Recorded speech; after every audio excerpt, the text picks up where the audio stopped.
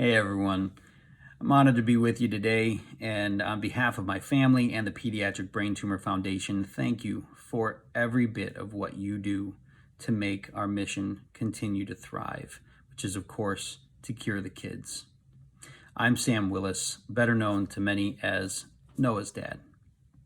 Our boy was diagnosed with a brain tumor, medulloblastoma, in March of 2015, just a few days before his third birthday. That's devastating news to try to come to terms with, but there's no time to sit back and process. You have to take action to save your child's life. And so that's what we did. Surgery went well. The surgeons felt they got it all. They did a great job. But the surgery, because it is ultimately your brain, it takes a toll.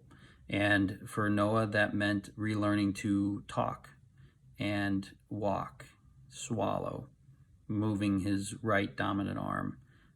It took a month of intensive rehabilitation, and he was able to do it with just an amazing attitude. So he's able to jump the first hurdle and get through that. Then it becomes pokes, prods, scans, monitors, strangers evaluating you at all hours of day and night. And then you layer on top of that the kitchen sink toxicity of chemotherapy that would kill a average human being, adult. But for kids, because they're regenerating faster, they're able to stave that off. But despite all of our efforts over those several months, the cancer learned to change, to thrive within that toxic environment. And it regrew in a way that gave us very few options. So our team scrambled and collaborated impressively to get Noah in record time to begin radiation treatment.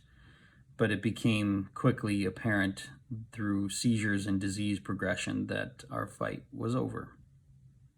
So we looked back and we traversed a story of 6 months that began in a small hospital room with a group of doctors telling us that Noah would have to fight for his life. And it ended in a different small hospital room with a different group of doctors telling us that we would be taking our son home for the very last time.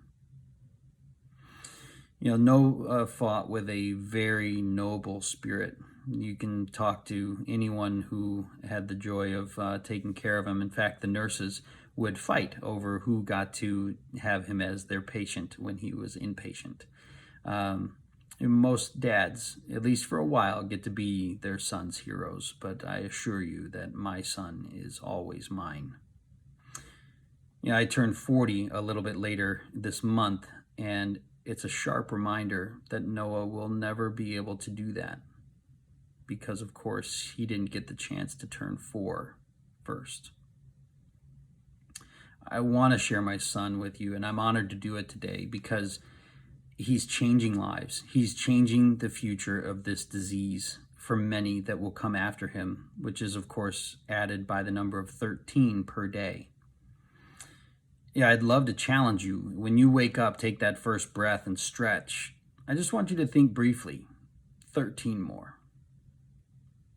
You do that on a regular basis, and it really starts to have a profound impact, not to depress you, but to fire you up, to challenge you, to keep the mission alive on a daily basis. And it's very brief, but it is effective. So I want to challenge you to do that. When I think about what you do, you ride on the open road for what lies ahead. And I really love that.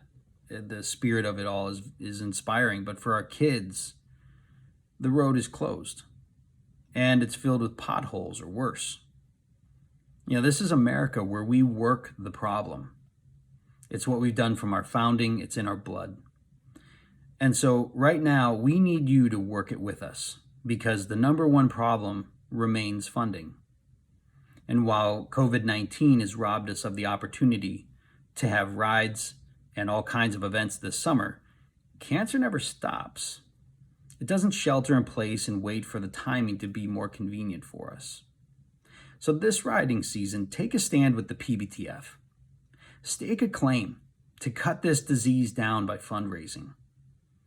This is an important part. Tell your friends what you're doing and why. Because it matters. You see, in order for the cancer to shrink, we have to grow. I'm going to say that again. For the cancer to shrink, we have to grow. I'm asking you to ride hard for kids. Ride hard against the most deadly childhood disease.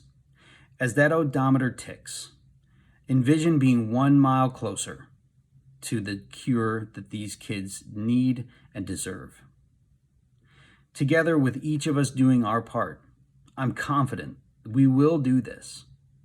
May God bless you and our efforts to end this disease. Thank you.